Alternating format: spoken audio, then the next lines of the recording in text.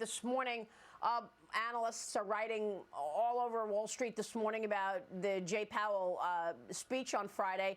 What was your takeaway? And I should also point out that one other thing that the chairman said was that bank lending is tight. Well, a couple of things. One, I disagree with the notion that inflation is out of control. I mean, you look at the last 5 months, inflation was increasing 0.1, 0.2. For the last 5 months, it was up only 1%. And we're on a going forward rate, we're running about 2 to 2.5% per year. So we're pretty darn close to the goal of 2% inflation. And real estate is still elevated compared to where, I think it's going to be in the next year or so with mortgage rates high. So I think we're on track. I think inflation is really not a big problem anymore. I realize it's still being discussed, but it's certainly not the evidence that we have the last 5 months and certainly not the trend line.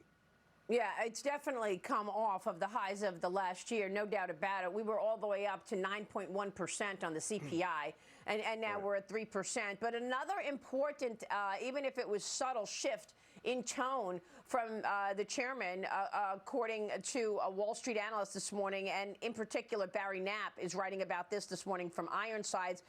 Instead of doing the chairman's characterization of financial conditions and the credit channel, saying, tighter credit is a result. Tighter credit is intended consequence of policy. He did not say that. He said beyond changes in interest rates, bank lending standards have tightened and loan growth has slowed sharply.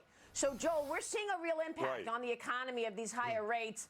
The question becomes, will we go to recession, and how slow will things get? I don't think we're going to get to a recession. I think things will slow down. The lending is a real issue, particularly in the low areas that have been hit hard with hurricanes and things of this nature, like Florida. So when we think about the economy, it's going to be very geographically focused. So Florida was one of the big winners during COVID. People left some of the high-priced areas in the Northeast and so forth, and they went to Florida and Texas and other places. But Florida in particular is now we're seeing insurers leaving the state. And so you've got homeowners that are having a hard time getting insurance. Their costs are going to skyrocket. And then commercial lenders, commercial borrowers are going to have a tough time because they can't get a loan if they don't have insurance. Insurance is going up. And so this is going to be a real problem for residents in Florida and parts of California, those areas that got hit hard by floods and natural disasters. They're going to have a tough time in this market. Yeah, and Mark Tepper, you've been so spot on the weakness in the commercial real estate market, expecting even worse. Jump in here, Mark Tepper. Yeah, and I think there's certainly more problems to come for commercial real estate. But, Joel, as it relates to the stock market, I want to get your take on the health of the market, because if we go back to last week, NVIDIA came out and thumped everybody's expectations, yet the market finished last week with a dud. And if NVIDIA, which is the poster child of the AI frenzy that we've seen all year so far, if NVIDIA can't excite the market, what can at this point? Yeah. Well, you're absolutely right. I mean, we've been an investor in NVIDIA since 2005 when we started our funds. It's gone up 90x. It was a $5 stock in 2000. About 9.5 years ago, it was a $5 stock, and now it was approaching 500, it's 470, and so forth. So this is an extraordinary stock. We have actually made it an underweight the last couple of months. Since the last earnings report. On a relative basis, it's priced high to its peers. It's double, triple, or more compared to its peers. And you're absolutely right. When NVIDIA came out and became a dud last week, it popped up a little bit and then came down.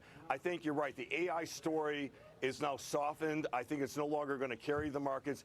September is generally the weakest month of the year. It's usually down about 0.7%.